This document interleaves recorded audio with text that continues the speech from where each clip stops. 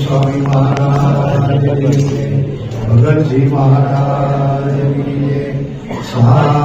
जी महाराज योगी जी महाराज प्रमुख स्वामी महाराज मोहन स्वामी महाराज सुरत अक्षरधाम महोत्सव प्रमुख वर्णी अमृत महोत्सव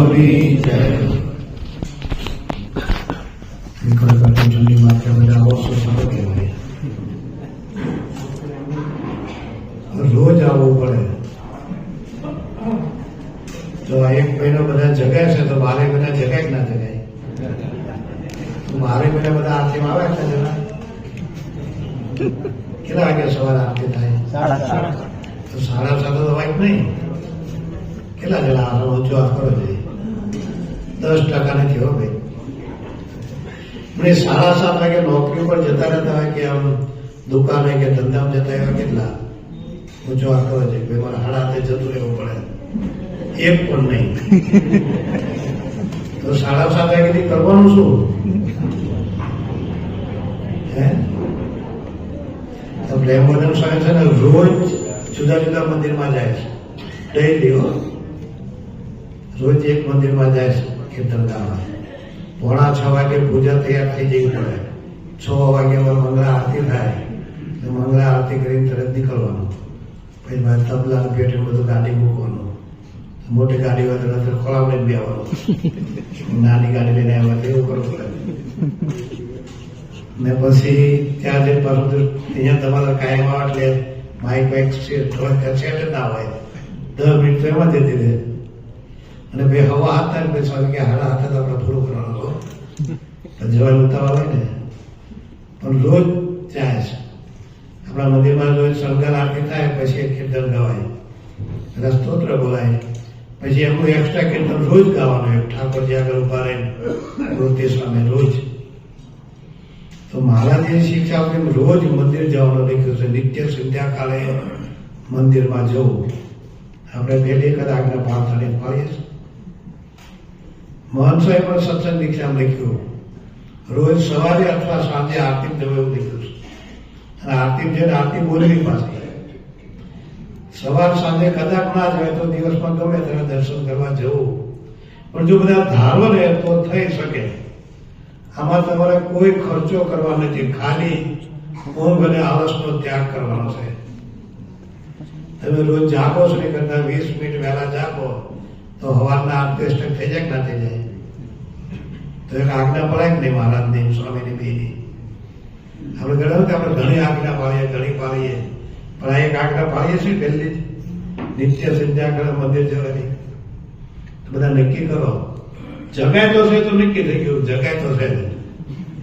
જો એ કડકડતી ઠંડીમાં જગાતું હોય તો ઉનાળામાં કઈ વાંધો આવે નહીં. પણ બોલ આપણે મનથી નક્કી કરતા નથી. મહારાજે કથાના 20મા વચનમાં લખ્યું ને કે ભગવાનના ભક્તને જેટલી કાંઈ કસર રહેશે આળસે કરી રહેશે.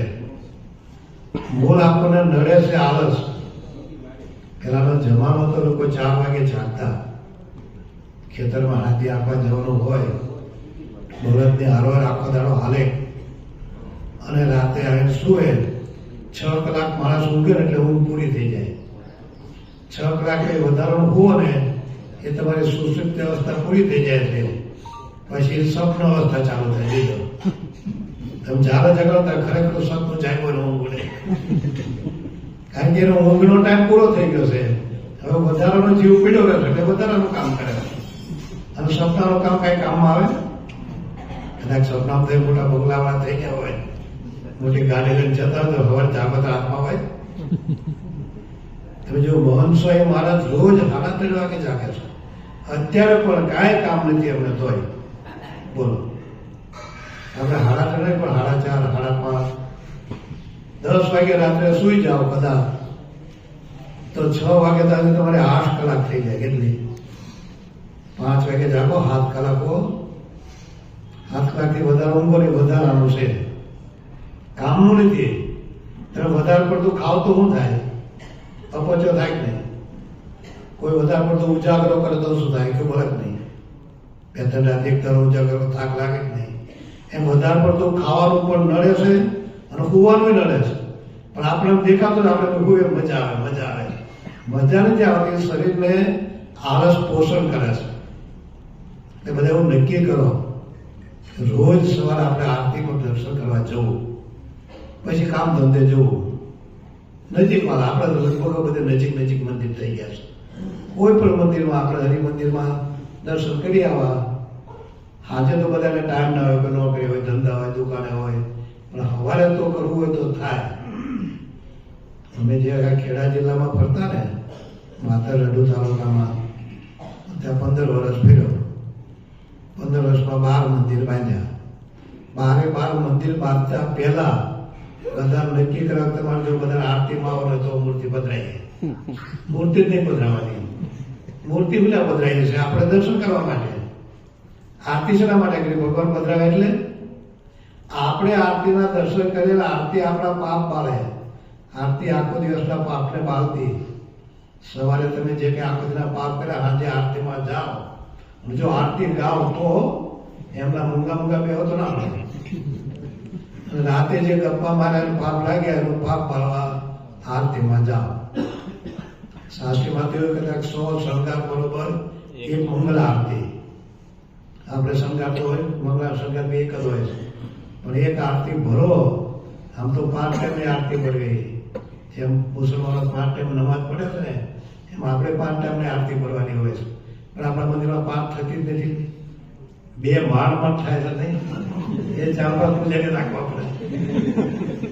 તો બધા આરતી નક્કી કરો કે ભાઈ આરતીમાં જવું છે. ભગવાન સ્વામિનારાયણનો પણ આદેશ છે.